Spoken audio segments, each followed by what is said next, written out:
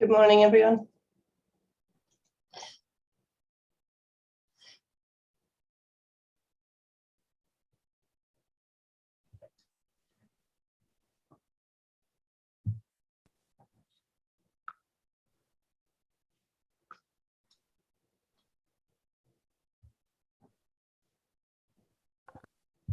How's everyone doing? We all survived the floods yesterday, the rainstorm. Yeah, no tornadoes in Montreal. No, good news, good news. Despite the cell alert. Yeah.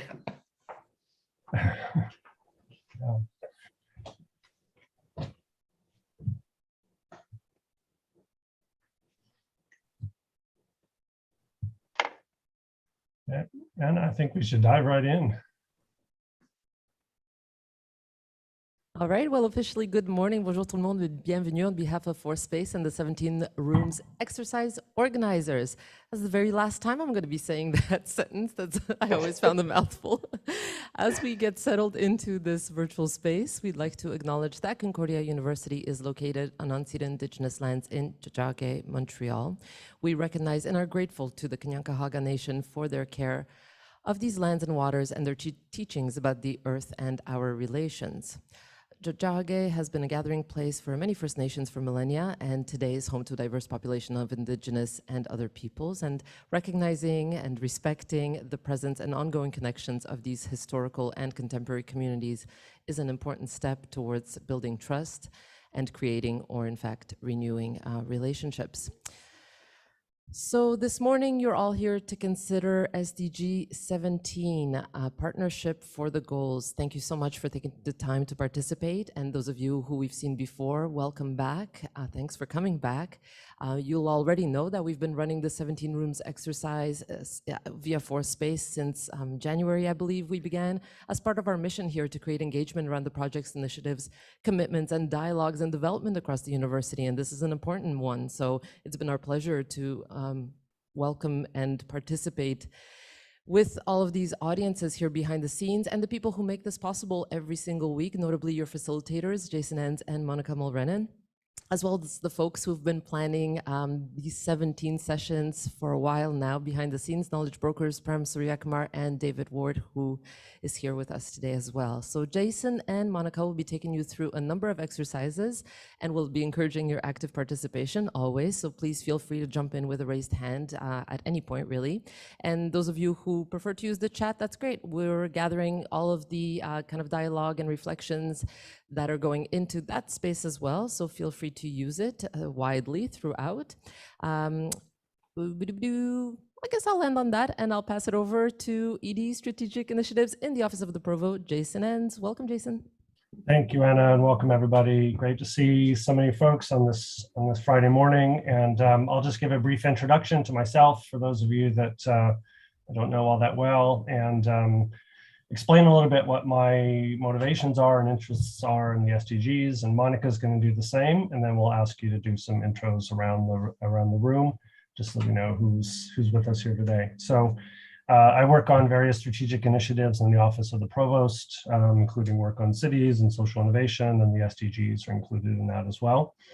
And my interests in the SDGs are connected to my own dissertation work from way back when, that focused on how universities enact their commitments to civic engagement. And I always found in that work that there was kind of an absence of a shared framework or clear objectives that universities could work with government and communities on. And I think the SDGs are an interesting example of the kind of framework that can really help orient and connect people's work across different sectors and institutions.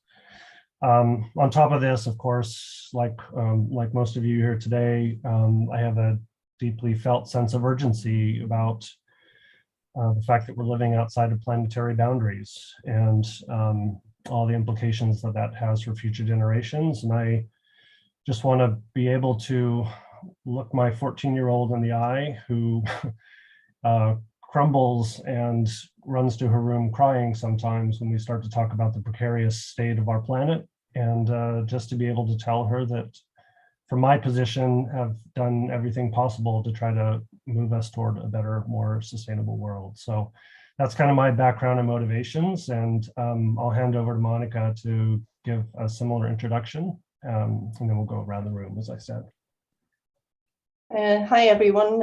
Thanks for joining us today. I'm Monica Milven, Associate Vice President, Research, responsible for research development and outreach. I'm also professor in the Department of Geography, Planning and Environment. Feeling a little under the weather today with COVID, but happy to be here, even if not 100%. I've been involved in partnered research for more than 30 years with Torres Strait Islander communities in Northern Australia and James Bay Creek communities in the Uishti. This work has involved contributing to the priorities of these communities for advancing environmental protection strategies that support their authority and jurisdiction over their lands, waters, and their lifeways. My interest in the SDGs is motivated by a deep concern for the environment, both as a researcher and also as a mom. I think the SDGs provide us with a list of good intentions that generate a really valuable opportunity for dialogue about how we might fashion an improved world.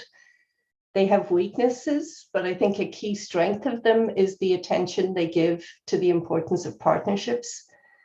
I've been taught, encouraged, and sometimes chided by elders that I've worked with about expectations of relational accountability and reciprocity entailed in partnership.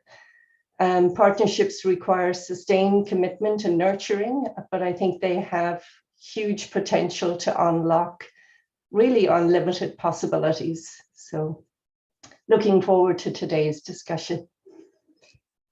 Jason, back to you. Great. So I'm going to call people out as I see them on my screen, and just maybe give your name, your kind of role and connection to Concordia. And maybe just briefly, since we have about 10 or 12 people here, just briefly kind of what motivates you to join this conversation and how it connects to your own work. And then we'll move on with our exercises. So I'm going to start with Kyle Matthews. Good morning, everyone. Hi, Jason. I know I was supposed to join another one before, but I wasn't able to join the last one. So thanks for the patience. My name is Kyle Matthews. I'm Executive Director of the Montreal Institute for Genocide and Human Rights Studies at Concordia University. We're a university-based think tank. And we work with a lot of UN agencies on issues related to human rights, conflict prevention. So those tie into some of the goals, and we worked with the UN Office on the Prevention of Genocide, UNESCO, the UN Office for Counterterrorism. So we work with a lot of practitioners and also with Global Affairs Canada and other Canadian government agencies and other foreign ministries. I'm really interested in the subject matter. I think the Sustainable Development Goals, they used to be called the Millennium Development Goals, give a wide framework. They're very ambitious. Some criticize that they're not going to be achieved necessarily, but I still think it's very important that the UN puts forward strategic kind of goals that we want to achieve, be it with climate, conflict prevention, security, education. I think it's important that we have some kind of goals to measure against. And I would just say, I think it's really important that universities take part in this, because universities provide knowledge, research, they can facilitate meetings between different groups. And certainly my colleagues and I are very proud to be at Concordia and to working to help the development goals and to, as we say in French, to faire rayonner Concordia autour du monde. So I'm very pleased to be here. I'm also a former UN staff member. I worked for the UN High Commission for Refugees. So this is very close to my heart, and I look forward to the discussion today. Amazing. Thanks, Kyle. Thanks for joining. We won't hold it against you that you weren't able to make previous sessions. Julie. Yeah, hi everyone. I froze. Okay, I'm back. I'm in charge of the social entrepreneurship at District 3, the Innovation Center, which belongs to the university. So I'm very happy to be here. We did an audit this spring of all the startups that came through my stream, which is the ones with the social mission, social entrepreneurs. And it turned out that every single one of them was corresponding to one of the boxes of the 17 boxes of the SDGs. So there's something there. And I managed to participate to the climate SDG. I couldn't make the last one, but there's something there, and there's something that we really need to understand and move forward and bring forward. And like the other ladies mentioned and Jason mentioned, I got 2 kids, and they're going to save the future. They're amazing in trying to do something, and so I got to help them. Thanks, Julie. Kelly. Hi, everyone. My name is Kelly Jazvac, and I'm an associate professor in studio arts and sculpture. And I'm also the grad program director for the MFA program.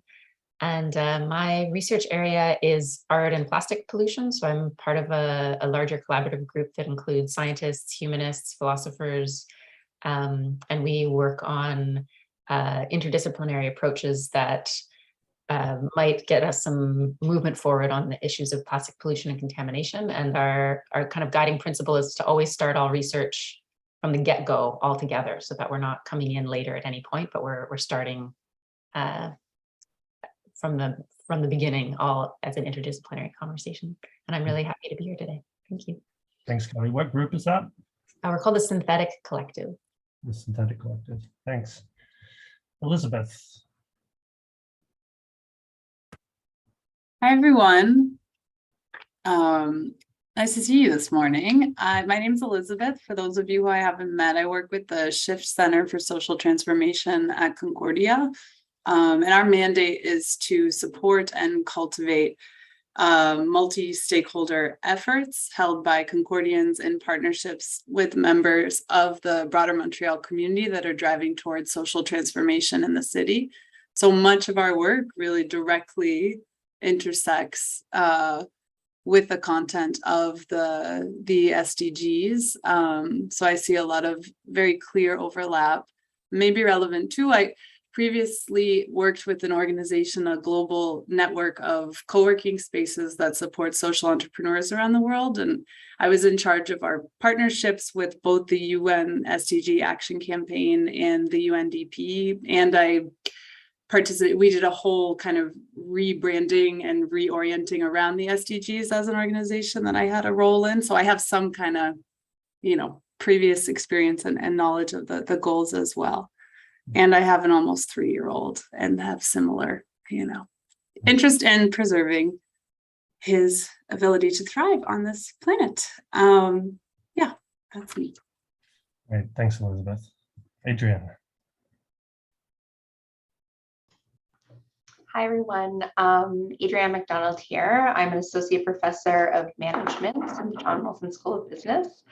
So my research area is basically all things partnerships, particularly multi-stakeholder partnerships that operate in the space of climate action, so SDG 13, and sustainable cities and communities, SDG 11. I do think partnerships have potential, but unfortunately, what my research is showing is that more often than not, they do not fulfill their potential. So one of the things I'm looking at now, more recently, is the dark side of partnerships. But also, I look at how we can make partnerships function better. And I look at that from both the sort of governance partnership level, and then also at the micro individual sort of and teams level as well. So that is my research area. Super valuable, and we'll tap that background knowledge definitely in today's discussions. Julio.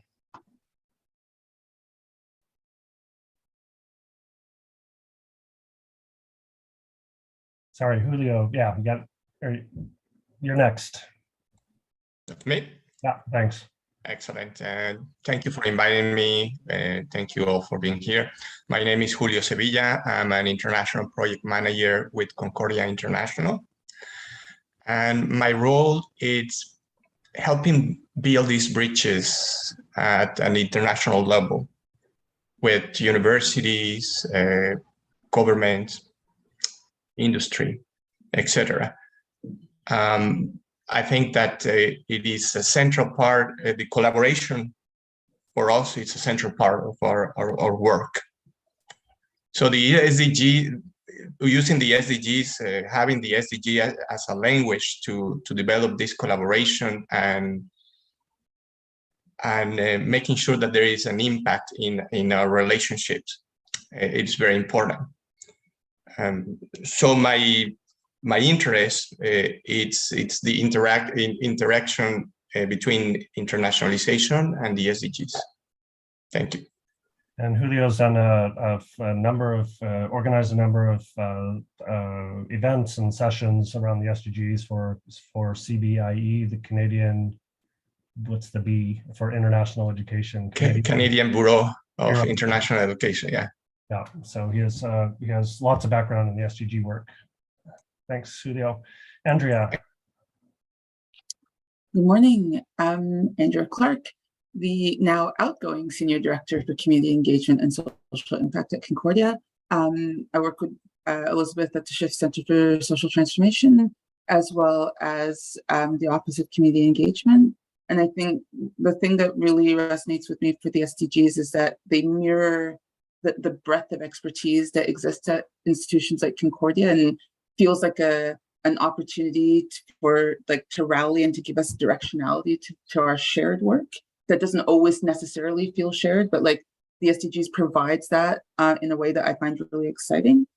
And I think also gives us a chance to not only be excited for what young people can bring to the conversation, but also be complicit with them in trying to get this work done. Because I know often we're like, kids are the future. I'm like, yes, but also we're here right now and we have power and we have a responsibility to them.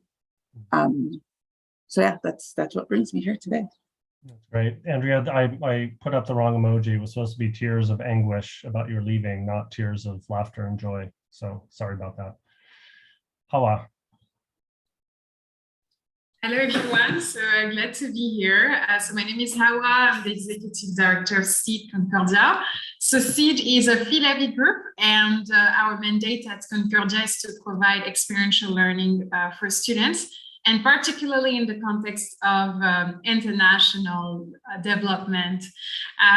So yes, I mean, for the SDGs 17 particularly, I think I consider myself as a global citizen, and I think we all have seen it. We can do so much more by collaborating together. And one obvious proof is the situation that we have with climate change. We know that we're not necessarily equally impacted by it, and we might not necessarily have the same amount of responsibility in it. And this is why it's so important to collaborate and partner together. So yeah, thank you. Great, thanks, Elizabeth.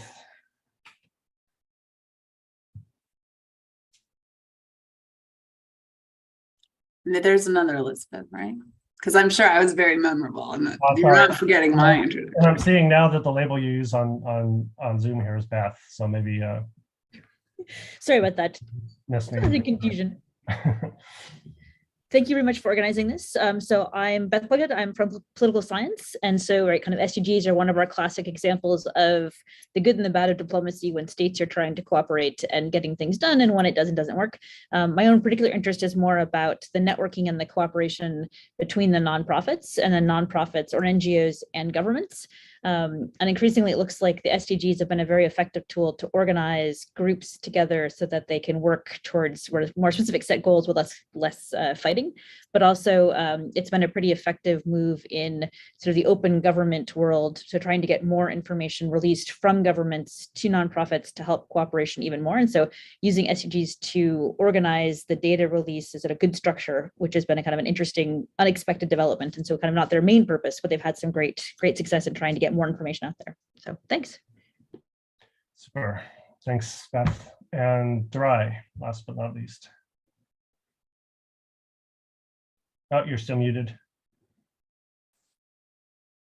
I'm sorry about it. Hello, everyone. My name is Durai, and I'm a PhD student in mechanical engineering, working on nanomaterials for bioscience and applications, actually.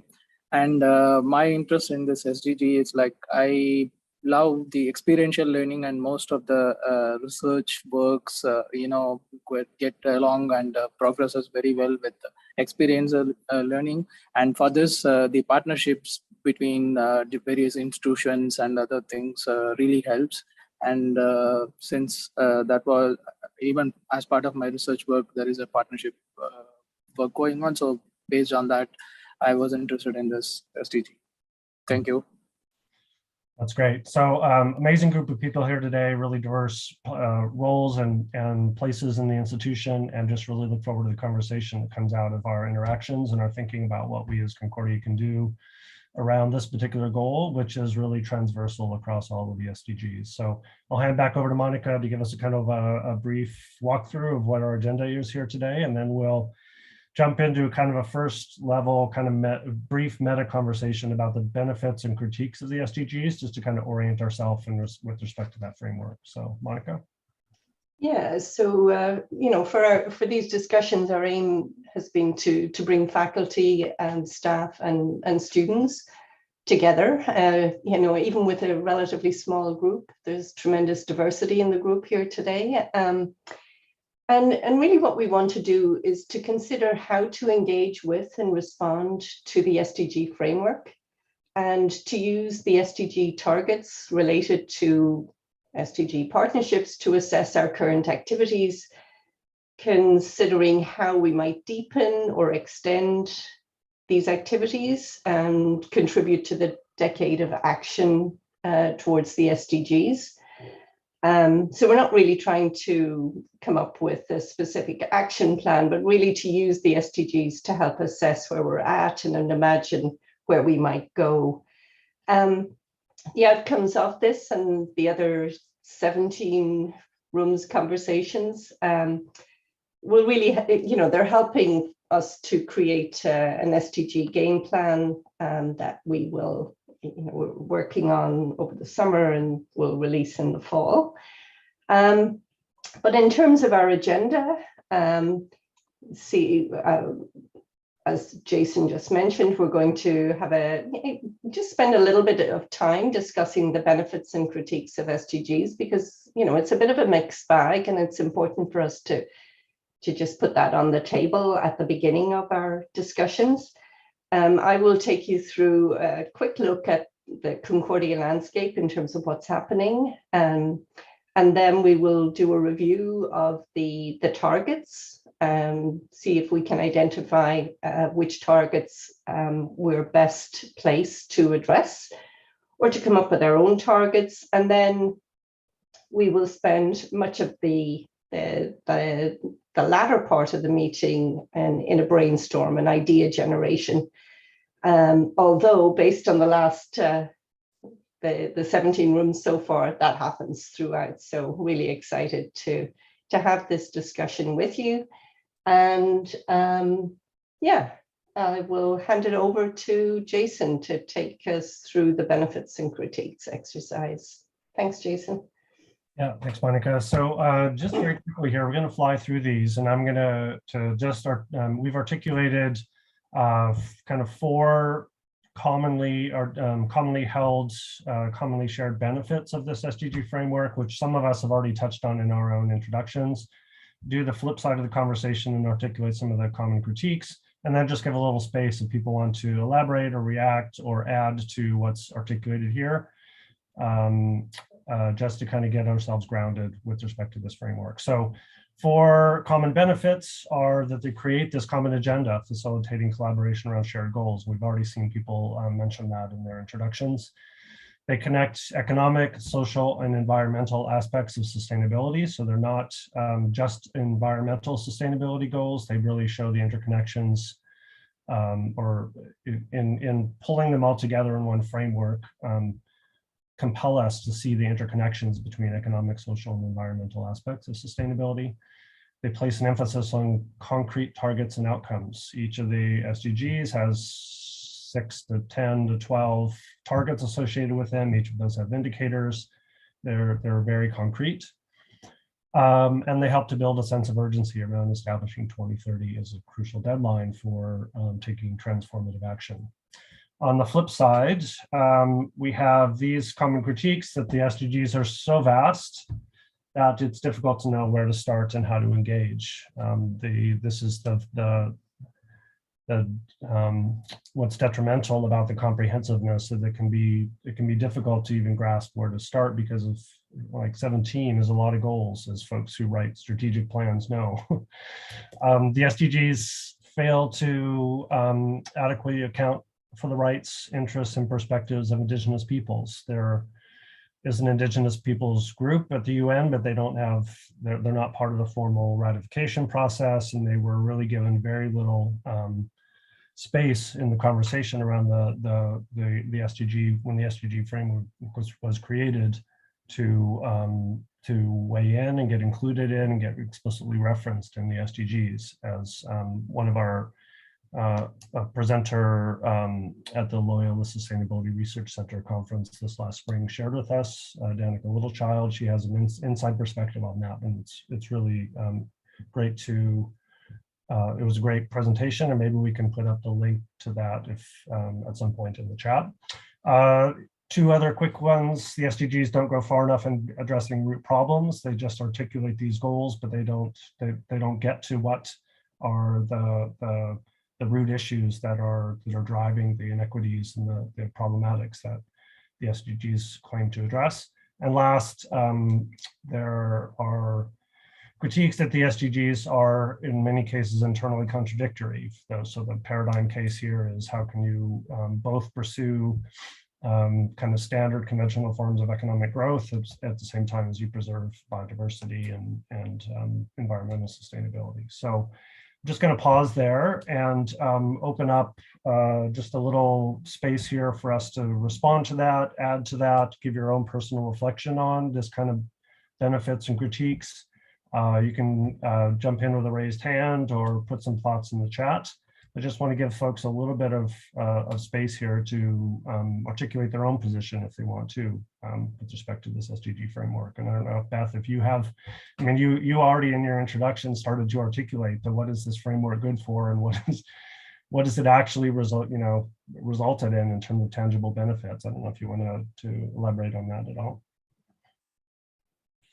I guess in some ways, based upon the Millennium Development Goals, the SDGs have been surprisingly effective. And I guess the argument was it was because in some ways they're much, much more specific, they're much narrower. They kind of make people actually have to commit themselves in ways that can be measured, which is sort of interesting.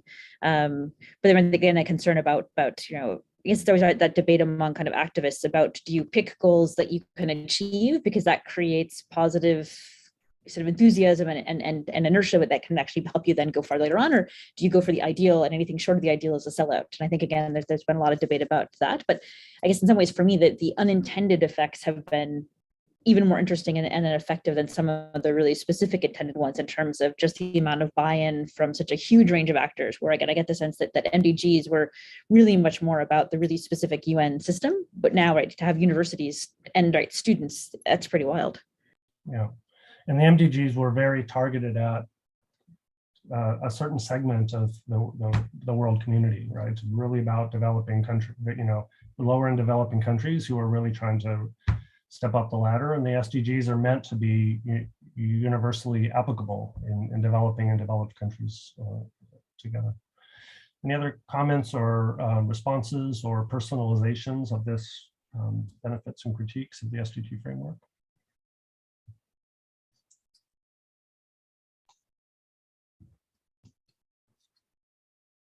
I was about to say that it's again, it's legitimized like an action that needs to be taken, right? So we need to have something in common in order to shift something together, because usually we can have different sources of information, but at least having something that is universal legitimizes the fact that we need to do it.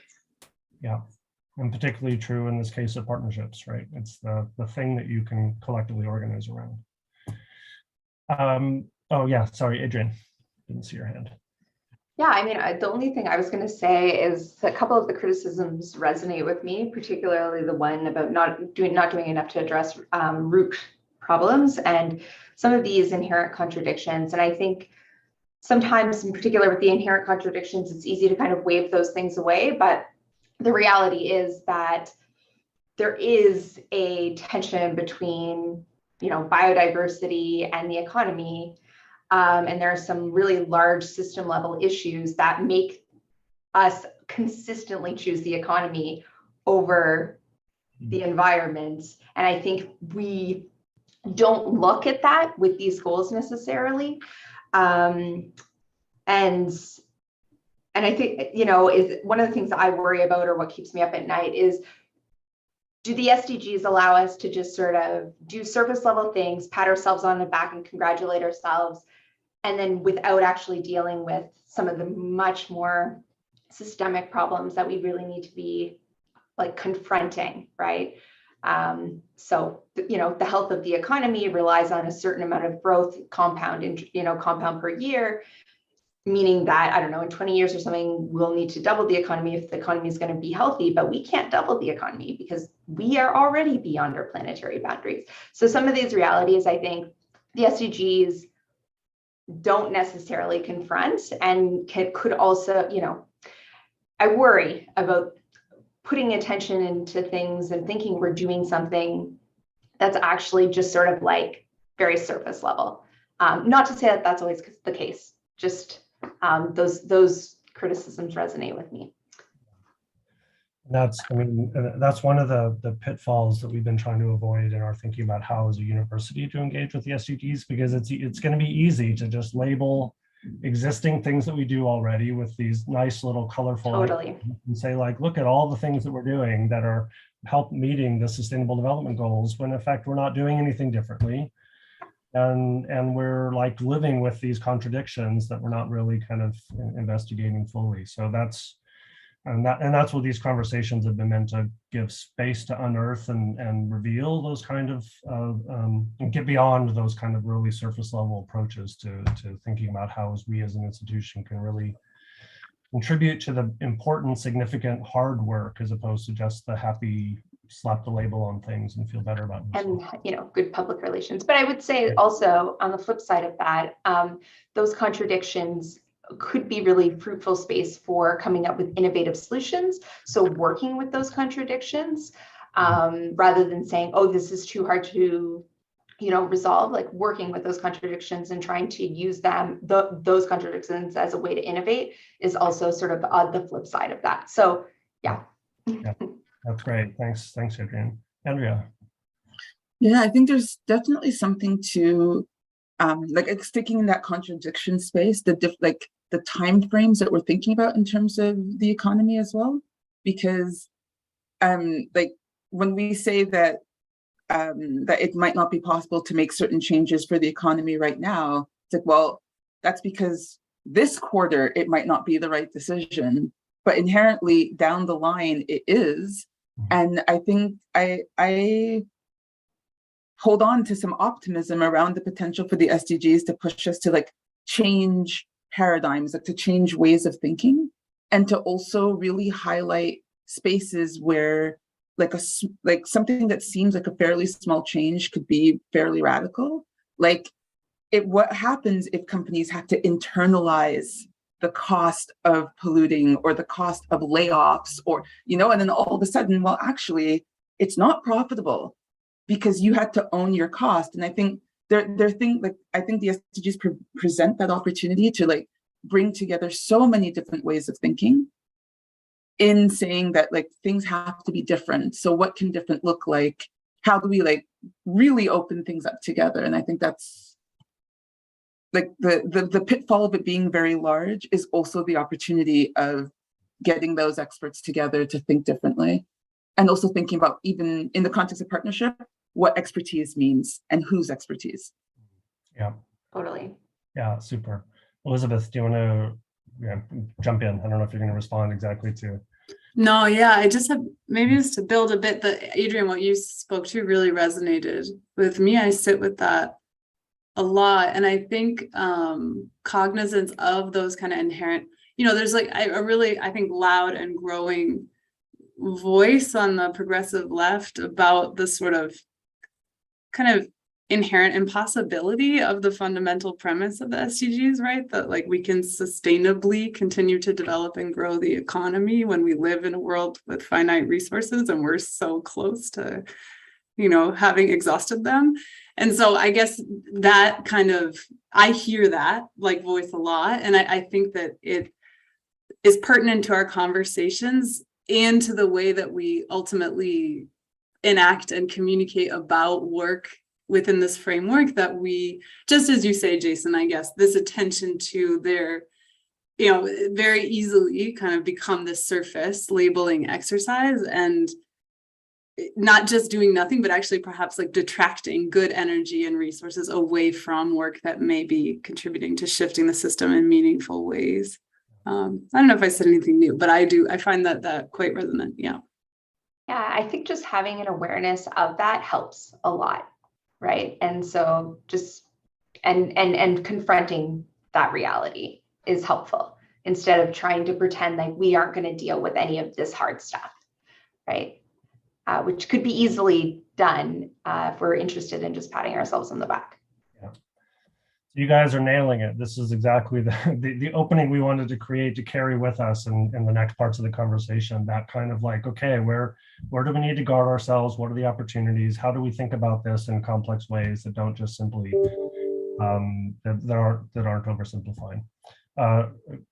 Julio, did you have your hand up, or are you pulling that back? Yeah, I think you already covered what I wanted to say, but just an observation. I think I'm not sure if it's covering the critics that you mentioned, but sometimes we see the SDGs as a way to look nice, and we have the impact ranking, and we report, and it looks so nice that we're at that level or that level, and we can compare ourselves. But that means really that translates into a culture that everybody's participating, or it's just a reporting mechanism, right? So that's something that many universities we're failing to do. We're more worried about the numbers, about the impact, rankings, etc. Yeah, and as the person who's responsible for developing our submission to the Times Higher Education Impact Ranking, I'm very cognizant of the ways that you can get pulled in two directions there very easily. Of just like somebody can sit in one central office and pull together a bunch of evidence and say, look at all the things we're doing in relation to the SDGs, but it's not meaningfully integrated into the culture. Then I don't know that it really gets anywhere. Yeah, Kyle. Yeah, just to add 2 cents. I think for the criticism of the SDGs, one has to also realize that this is taking place at the UN, which is where states have most of the power, and it's based on getting consensus of states. So I just think it's important for us to think when we try to find partnerships or solutions, that realizing some of the problems that we're dealing with for different SDGs, they're not only technical, or they're not just knowledge is missing, but there's sometimes serious political issues between states. And that can be, and you see that in climate change, you see that, you see that on human rights, on conflict. So it just to be realistic that some of the universities can provide solutions, work with partners, but some of the really deep seated issues between states are sometimes very hard nut to crack. Yeah. Sobering thought, but you're 100% correct. Yeah, Adrian. I just want one quick thing, and the only thing I would say to that is, particularly as academics, I think part of our role can be, putting a spotlight on some of that. Because as tenure professor, in some ways, you're protected from losing your job for, taking, speaking truth to some of this power. So, we do have still a role, even though we might not actually be able to solve the problem, but we can stir it up a little bit. That's great. Thanks, everyone. That was super interesting. And in the interest of keeping ourselves going through this agenda, I'm going to hand back over to Monica to just help us do a quick walkthrough of kind of what's happening on the landscape of Concordia with a particular focus here. We're not trying to be comprehensive about what are all the things we're doing around partnerships, but just simply focusing what are the enabling structures at our institution around kind of partnership development, facilitation, support. So Monica, over to you. Yeah, so here we're, as Jason's saying, we're really just trying to map out what's currently happening. We've identified a small number of various things focused on university offices and teams that support partnerships. There's lots of other partnership initiatives happening, obviously.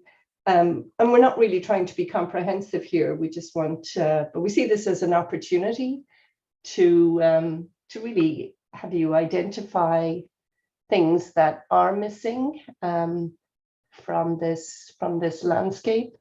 So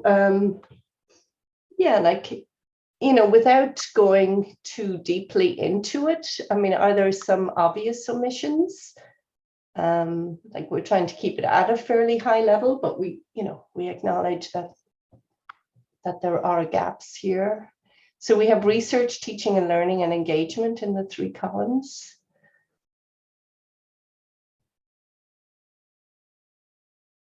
Any suggestions for what should really be included there?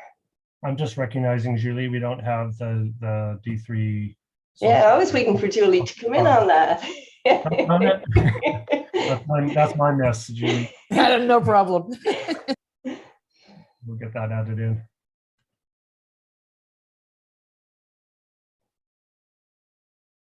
Kyle.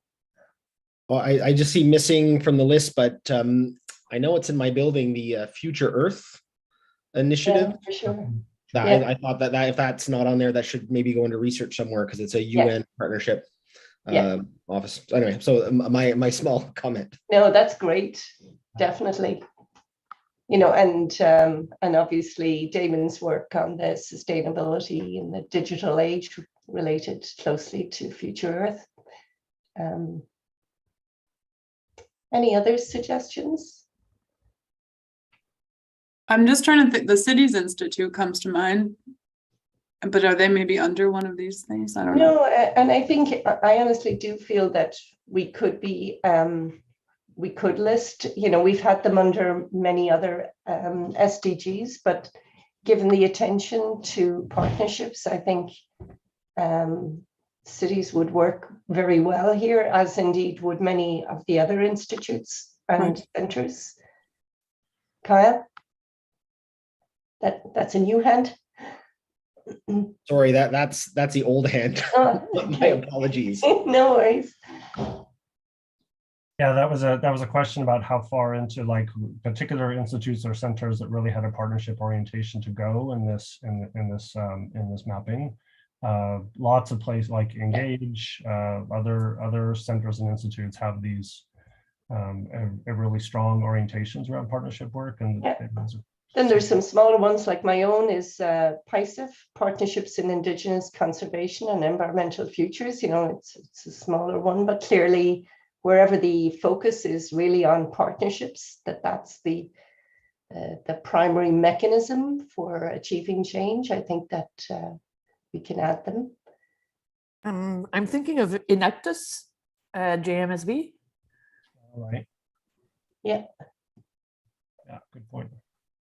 Yeah, this is an impossible exercise. Yeah, we're trying to like, okay, let's just kind of like try to roughly map this out. And is there anything major that we're missing? But super suggestions so far on pieces of the puzzle we didn't recognize. Yeah, and I want to say, sorry, I didn't raise a hand, but I think there are certain faculties where I know, well, departments actually, where they're just like on the cusp of having the most robust set of like structured partnerships.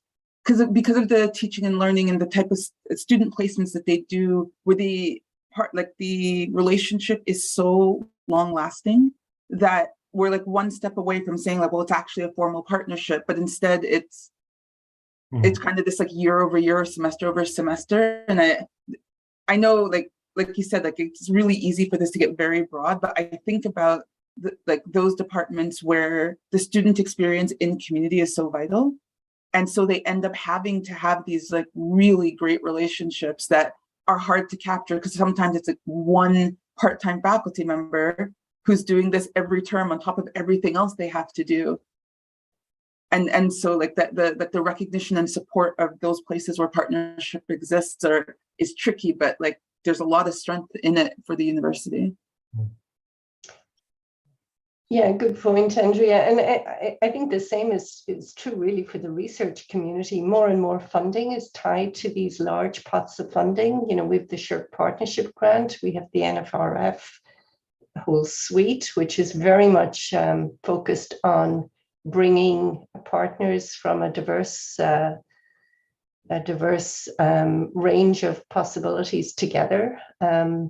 Which is why, you know, we are within the Office of Research, there is a partnerships and innovation team, but we're really thinking of how to expand that and provide much more support in terms of partnerships, because partnerships need to be sustained and they can't just flare up when there's when there's a pot of funding. They need to be in place, they need to be nurtured and maintained over the longer term. So it's an investment that requires a kind of infrastructure that really hasn't been adequately available to date, certainly in the research sector. Any other thoughts in terms of how the landscape looks? Monica, I was just going to ask Kelly, I don't know if there's anything in fine arts that you think deserves mention here in terms of, we can go beyond this kind of intention around kind of high level offices and teams, but anything from the fine arts perspective that you think needs to be kept in mind in terms of partnership, facilitation, and support? I mean, I think the Concordia's gallery system is a really good outreach platform. So the Ellen Gallery is, very high profile in the Montreal community. The FOFA Gallery, same thing. That seems like an opportunity there. Yeah, good, thanks.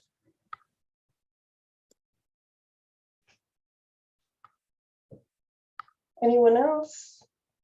There's one other slide that just thought it's in your package, the one on publications. I mean, obviously limitations to how that's interpreted given what Scopus captures and what it excludes, but I still think it gives us a bit of a snapshot in terms of how we, how each of the SDGs is proportionally addressed within the institution.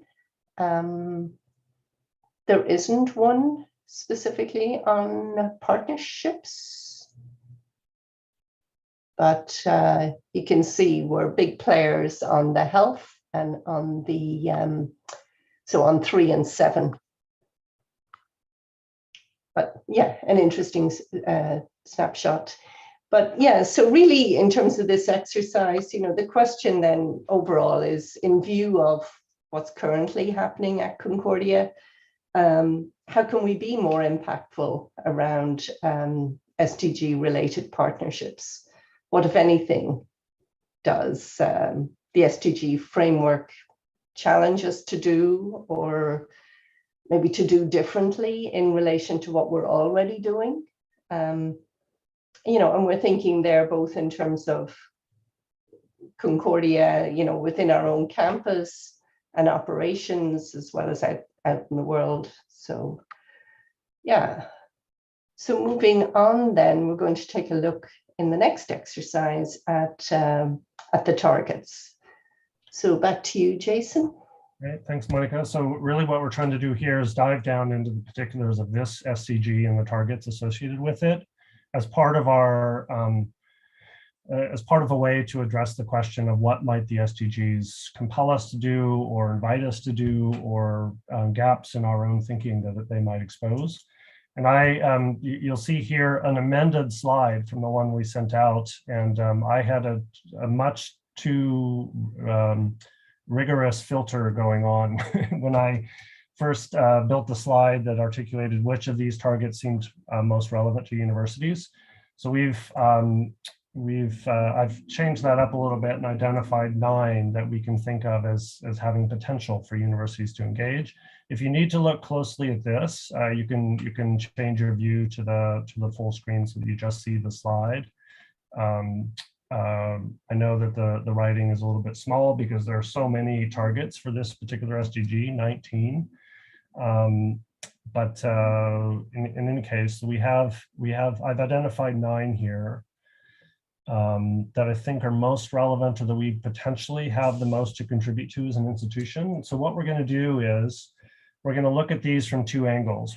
First of all, we're just going to respond to the question of the targets that the UN has articulated, remembering that these are targets associated that are defined by countries about how to contribute to sustainable development.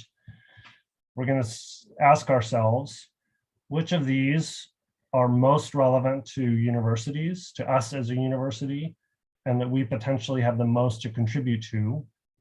And we're actually going to take a poll here to see where folks fall on that question. And then we're going to look at it from the flip side and say, okay, if we were articulating our own targets as an institution around SDG related partnerships, what might they be? Inspired by and learning from the SDG targets, but thinking just from our own perspective and kind of a ground up. So what we're going to do here, I'm going to ask you, we're going to take a few minutes for you to weigh in via this poll on which of these 9 you think are most relevant to us as a university and or that we have the most to contribute to. I'm going to ask you to pick 3 in your response to this poll. And if you don't feel like you have a sense comprehensively of the institution in terms of what we have the most to contribute to, just think from your own perspective and in your own work, which of these are most relevant to you in the kind of work that you do. So we'll give you 3-4 minutes here to, we've just put the headlines in the poll. So if you need to dig into the descriptions for what each of these targets involves and entails, you can enlarge the slide. Is anybody having trouble reading the small print, or is it okay? Let us know. We can find ways. We can send you the slide deck if we need. Yeah, just note you have to scroll down to see the last couple.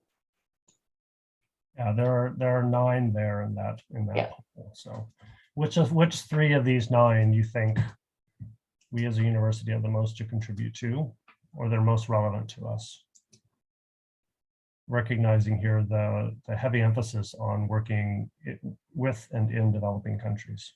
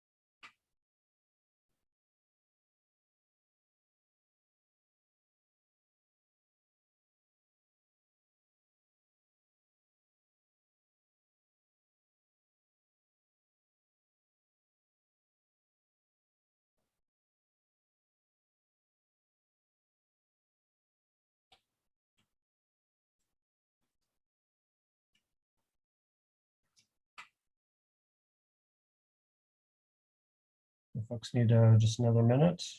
Julie, it looks like you're really deliberating. It's hard choices, aren't they?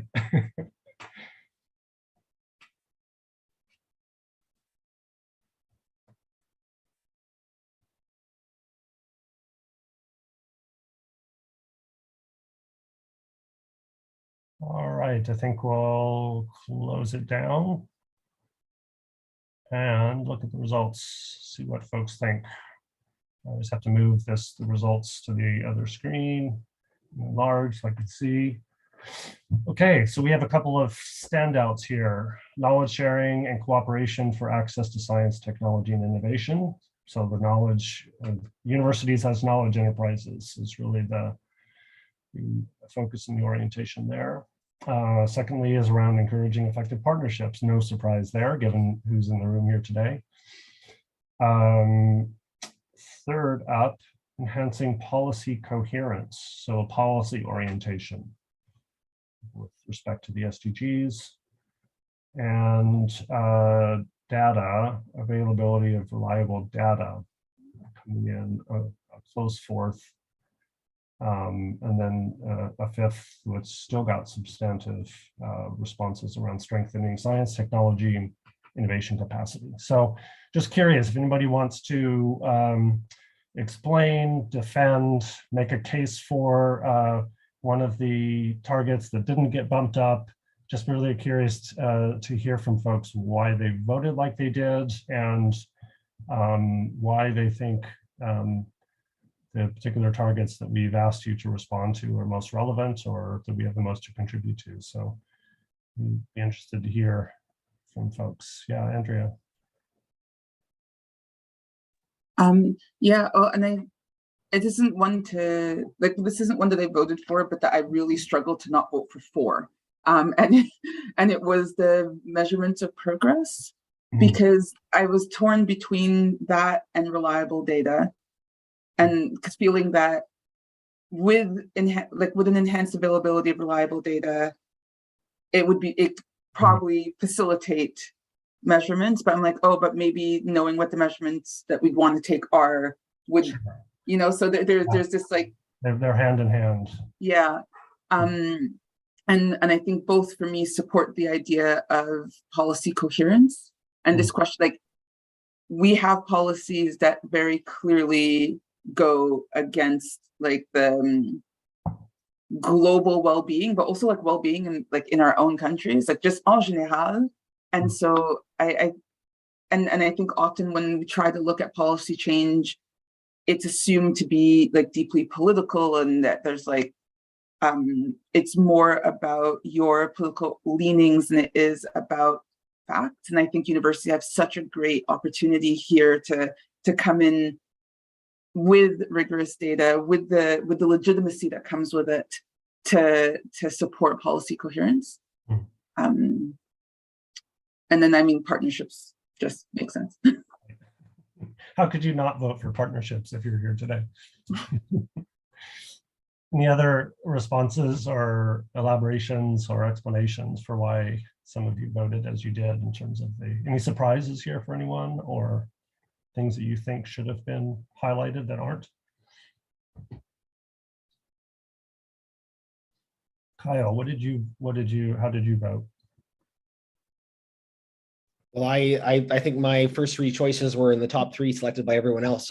So it's good to know I'm not alone in my thinking. But based on my kind of background working with UN and then also at MIGS at Concordia, you know, have done a lot of work with universities or civil society organizations across the world, but in sub-Saharan Africa, you know, they very often lack some capacity. So I see a lot of the knowledge and sharing that with other research institutions. It can make a significant contribution to build the capacity of those societies to achieve of what's here. So I think that's also a major, you know, it reflects my thinking that it's a non-political nature and it can be done according to the university's mandate, and just by attracting international students, letting them come here and then having them go back to their countries and take the knowledge they got at Concordia and apply that to their society is a real key element of making this happen.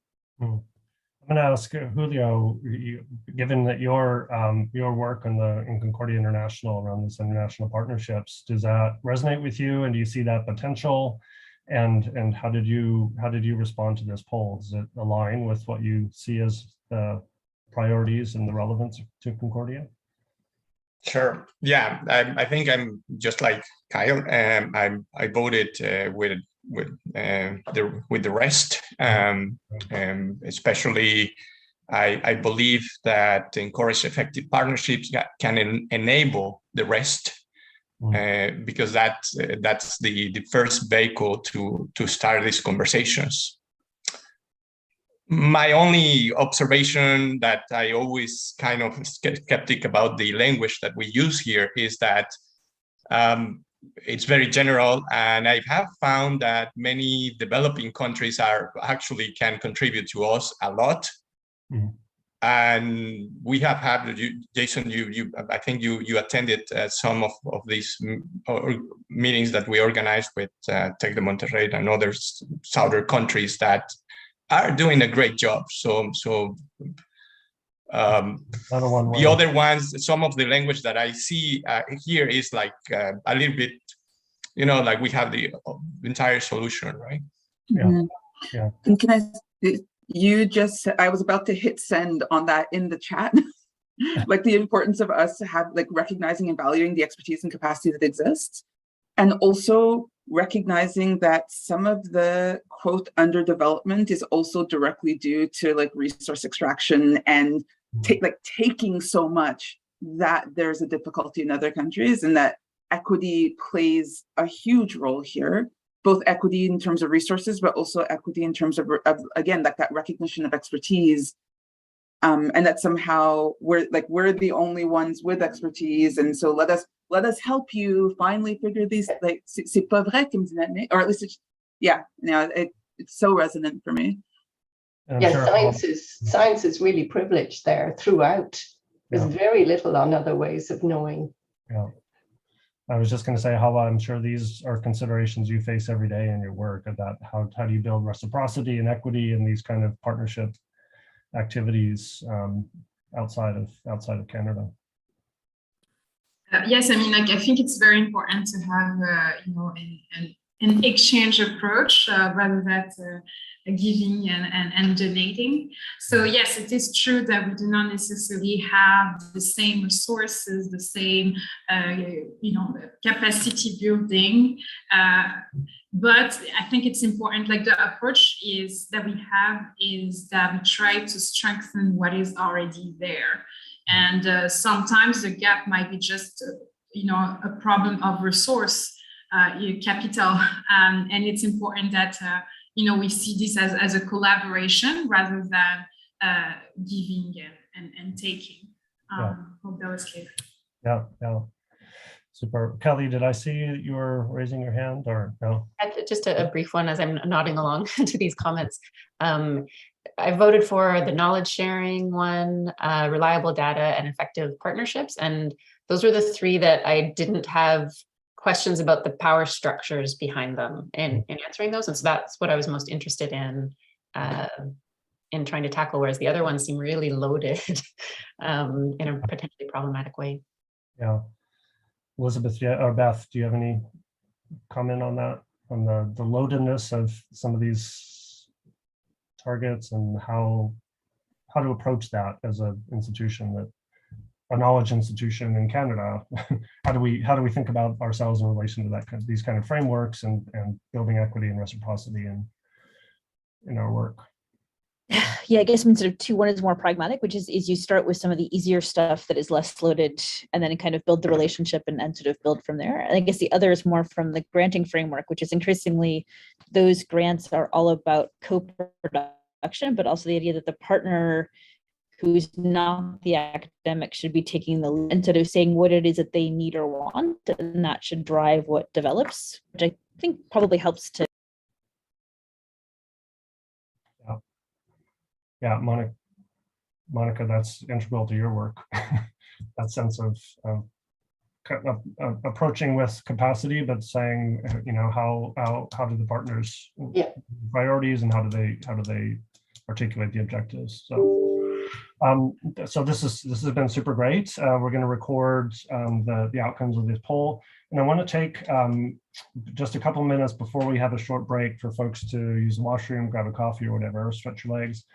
I want to just take a moment here for folks to try to capture, and I think maybe this is best done in the chat, try to capture, if we were articulating our own targets associated with the SDGs and SDG related partnerships, how would we articulate that? What would we set it for ourselves as a higher ed institution as targets?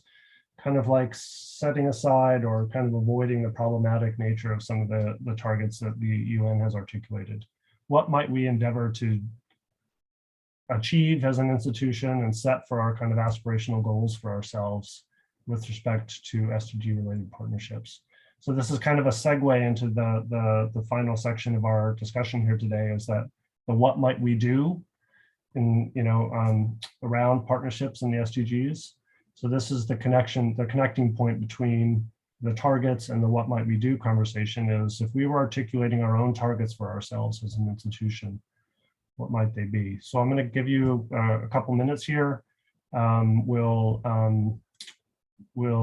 have a look at what's in the chat, take a quick break, and then come back for the final part of our session where we really just open it up to discussion about responses to the what might we do question. So take a couple minutes, use the chat. You don't have to have perfect language. You can submit snippets of things along the way. We're going to capture it all in response to this question of, if we were articulating our own targets as an institution, our own goals, our own objectives, our own aspirations with respect to SDG partnerships, what might they be?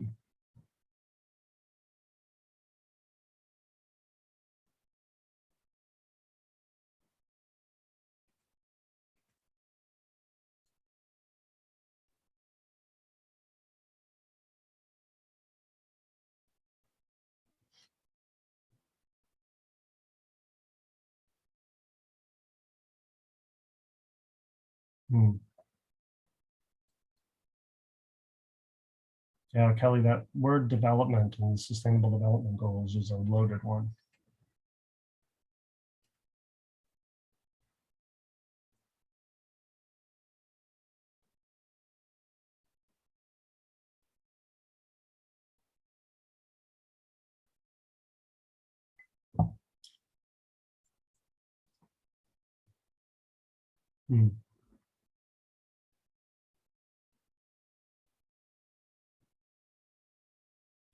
Yeah, there's bits and pieces of mapping, Beth, that have been done, but not in a super comprehensive way, and not really thinking that through from an SDG kind of framework.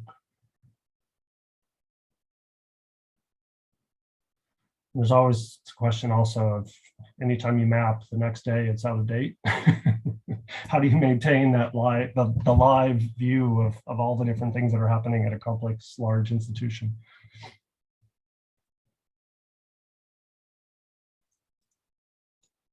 I think we're also being asked increasingly to provide guidance in developing partnerships.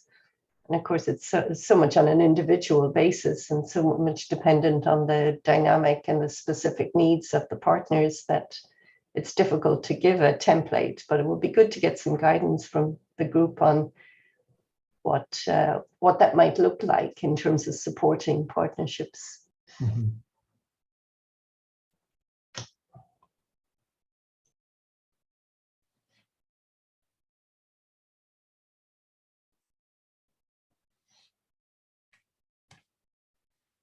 The data piece.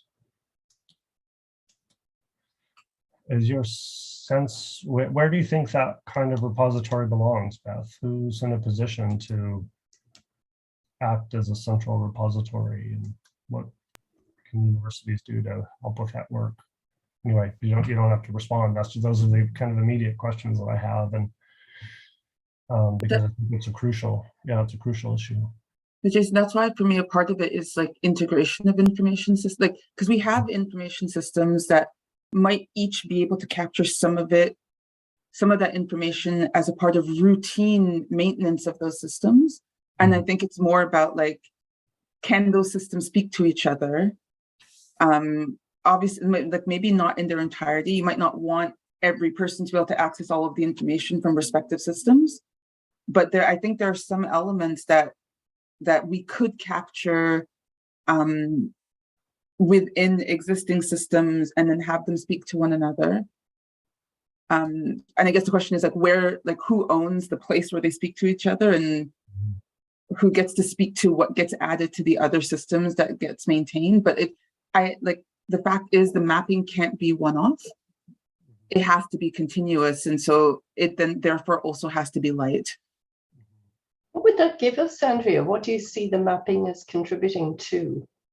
Well, I think first, like our portrait and the ability to to kind of see how it evolves through time that feels important. And then an idea of opportunity, because I think there's I've been at Concordia for 2 years, and I feel like sometimes there's information that I don't even know where to start looking for around a partner who's like, oh, this could be cool. And we're like, oh, we don't know where to go with that. And on the flip side, I think even within the institution, folks who would like to work with one organization or another who don't know that someone else is already in conversation with them. So there's something about like the very like terrain part to it. But I think there's also just this idea of decreasing the sense of ownership by making information accessible. You know, like it's like, yes, this is my partner, but also this is a relationship, it's a person I can introduce you to. And like, there's really something about like letting go that feels important in mapping. That's also like a part of a culture change, I think. It's complex though. You know, like I find myself even in terms of partnerships that sometimes I'll have a PhD student to attend a meeting in a community on my behalf. And sometimes I've been reprimanded saying, we expected you there, not, you know, and I know that that's a little different, but I still think that some of the partnerships we have are on a personal level. There's a kind of very personal accountability to them that makes it difficult to kind of but even that, I think is interesting, because like what would it look like to say like this relationship is with a faculty member versus with a department? You know, like because there are sometimes people reach out and they say, oh, we've worked with the OCE before. And for them, different members of the team could go, the office is being represented. And then other times they say like, oh, I am working with Andrea. I want to see Andrea there. And our ability to differentiate between that is also, I think, a prompt to other folks to think about the nature of their relationships and the depth of them. And also the potential for longevity and embeddedness.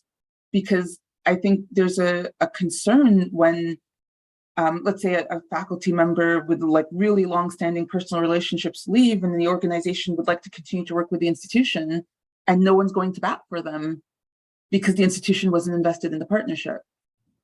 So there's something there as well to hold on to. How do we capture or understand the reciprocity of the relationship?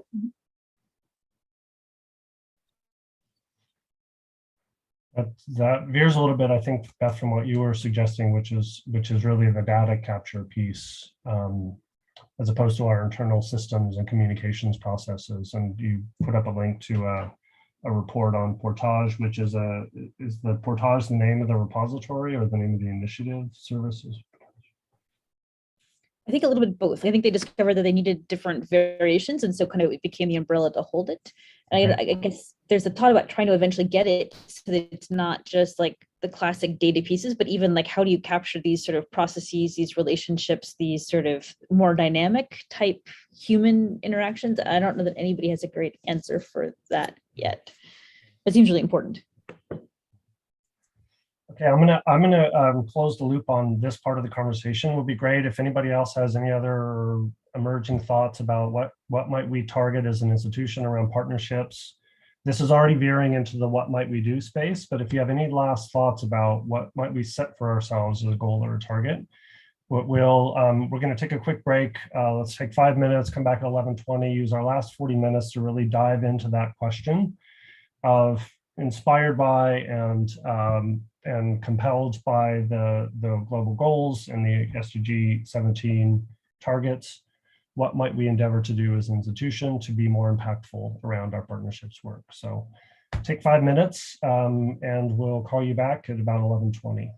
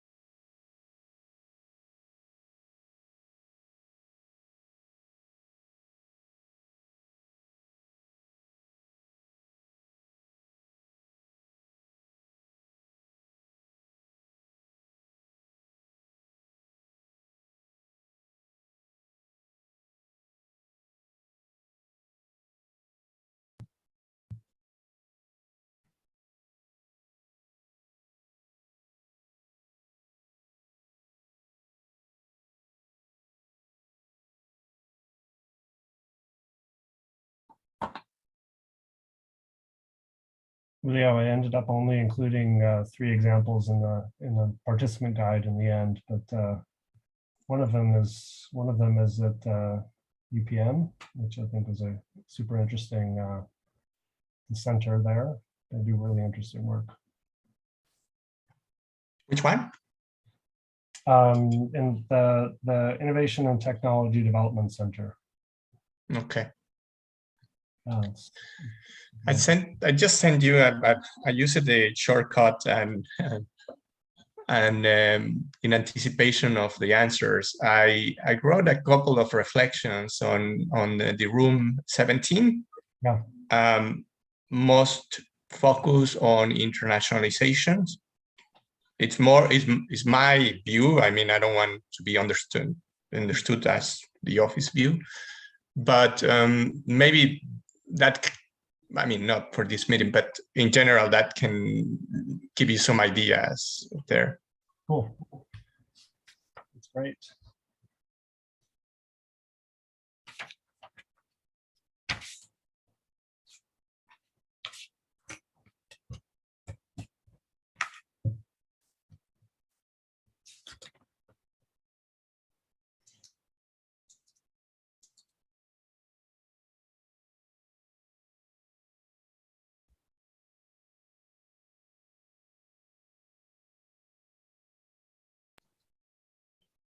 Jason, are you still thinking of breakout groups? Yeah, I think so. Yeah. It's, yeah. Okay. I don't know. We're 1, 2, 3, 4, 5, 6, 7. Yeah, sounds good. Yeah, we'll get in a little bit smaller groups. You see the note in Teams, Jason? No, I didn't.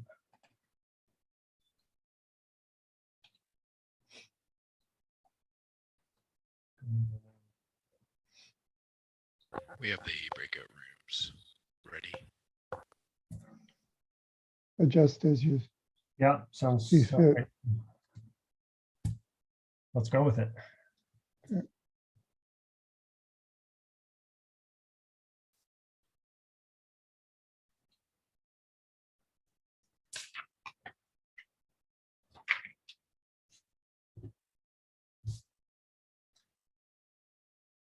Okay. Yeah, jump into a breakout room, guys. We're going to divide up into smaller.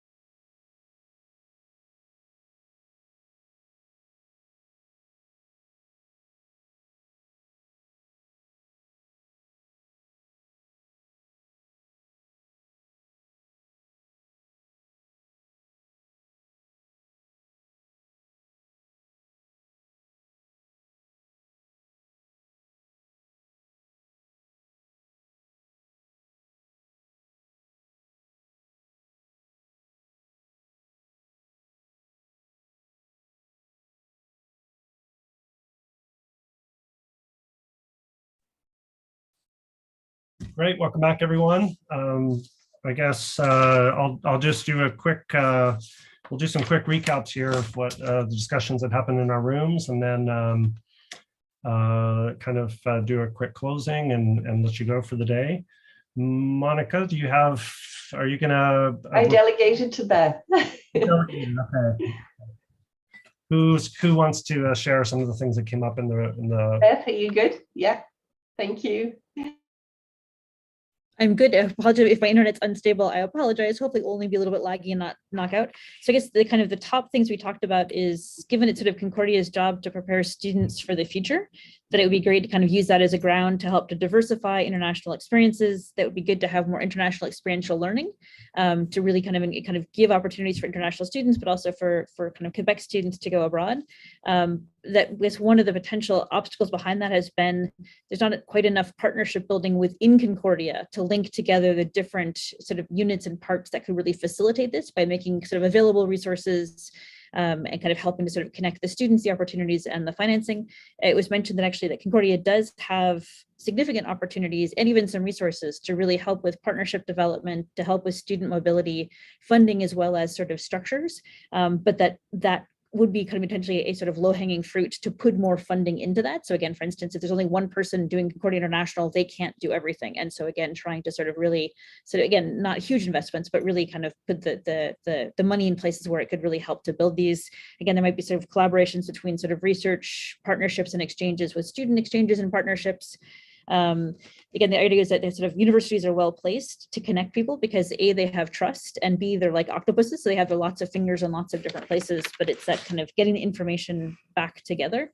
The other point was sort of that kind of an easy thing to do is to better use the international students that are already here to help to kind of enrich the experiences here, right? So kind of you can build partnerships by taking people abroad, but also again, we have lots of international students, and so trying to kind of engage in more internationalism at home. And then I guess the last thing in terms of another sort of low-hanging fruit that maybe it's just temporary, but there's certainly a lot of bureaucratic issues, and there are currently a lot of technical challenges in student mobility, but also researcher partnerships and exchange, right? So it's difficult to build a solid partnership if you can't deliver the funding you guarantee in the time frame you deliver. And asking people, especially if they're in vulnerable populations, to do things without pay seems against the kind of the fundamental values here. So again, trying to sort of smooth out some of those logistical and bureaucratic challenges to make it as easy as possible for students to go abroad, and also for researchers to collaborate. I think hopefully that was most of the main ideas. Great, awesome. Thanks, Beth. That was comprehensive, super. Any comments from other participants in that room, just to see if there's anything else to add? Good. And I'll do the same. I always fail to delegate in breakout rooms. I should do it, but I'm going to be the reporter, and other folks can jump in here and compliment and add to what I've said. So first of all, one idea that Julie floated from the start to get us going is she wondered about what our capacity was to support local and maybe social economy businesses through localized purchasing, which is a form of partnership development. We kind of went down that path a little bit and thought about what's existing in terms of infrastructure, mapping, and capacity in Greater Montreal, and considered what the potential was in different domains, for example, with respect to food, for really using our purchasing capacities and as an institution as a form of partnership. We had a fair bit of conversation around the question of what kinds of learning opportunities could be structured around developing and running partnerships. And this was both for faculty who are developing these partnerships in their research and teaching, for staff who are helping to facilitate them, but also for students whose own, for example, graduate students who are doing research and needing to do their own partnership development as part of that work. We explored some of the potential for these offerings to be offered integrated with academic programs and/or happening alongside through programs like Grad Pro Skills that really help to cultivate the capacities and the skills and the competencies around partnership developments, and avoiding some of the pitfalls that Adrienne identifies in her research around why partnerships often fail in their aspirations to reach, to really be more than the sum of their parts. Elizabeth noted the potential that the SDGs have a federating potential. And the question is, how do you articulate some structures that put people in connection with one another? Effectively, Elizabeth, it's a question of like, how could we use something like this 17 rooms exercise to continue to cultivate people's sense of shared connection and shared project around some different SDGs, and where, some of the potential there might be to facilitate kind of sustained clustering around key issues that people are working on related to the SDGs.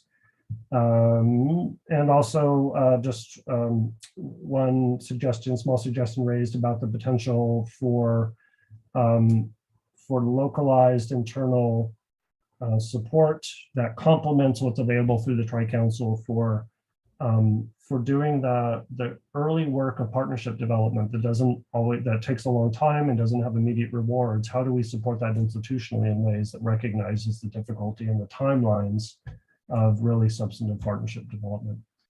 So that's kind of a brief wrap up of our group. Any comments, responses, elaborations from anyone in my room or anyone else to some of the ideas that got raised as part of the discussion here today?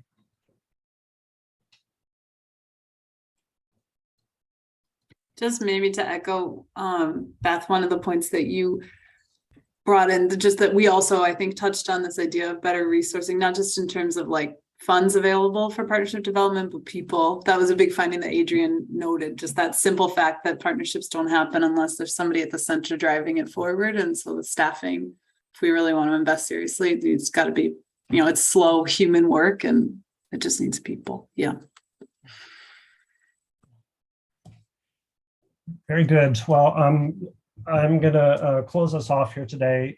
First, just want to say thanks for everybody taking a couple hours on a Friday afternoon and toward the beginning of summer to really engage with us on these questions, to think about what the SDGs invite and compel us to do, and how we as an institution can go further in the work that we do around partnerships to really advance the global goals. In terms of process, we have a bit of reflection and aggregation and filtering to do from the 17 conversations that we've had around the different SDGs. And then we're hoping to come back to the folks who have participated with an opportunity to reflect and give feedback and input on the outputs of this process, and to help us shape the strategy that we'll develop as an institution about how to engage with the SDG framework. So really appreciate all of your time and investment and commitment around the work that you do and its relationship to the SDGs, and just really am grateful that you've taken the time here today, and hopefully this is the beginning of interesting conversations that we have around this subject in the weeks and months and years to come. So thanks everyone. Anna's going to close us off with just a quick note, and then I wish you a happy Friday afternoon. My quick note is congratulations. Thank you, Jason and Monica, for spending 17 Fridays with us here running this process. We got through our kind of Wheel of Fortune board of SDGs as a starting point conversation, and we look forward to hosting, facilitating, and collaborating on various activities that might happen as a result of these conversations. So looking forward to a debrief and seeing how ForSpace could also be a place of activation for some of the work that we're planning to do moving forward. All right, folks, there's going to be a survey as you leave. If you wouldn't mind taking 2 more minutes of your time to give us some feedback on this process, we'd very much appreciate it. And I guess the see you next time will be in a different context. But thank you so much once again for your active participation and sharing your thoughts with us. Bye, everybody. Have a great afternoon.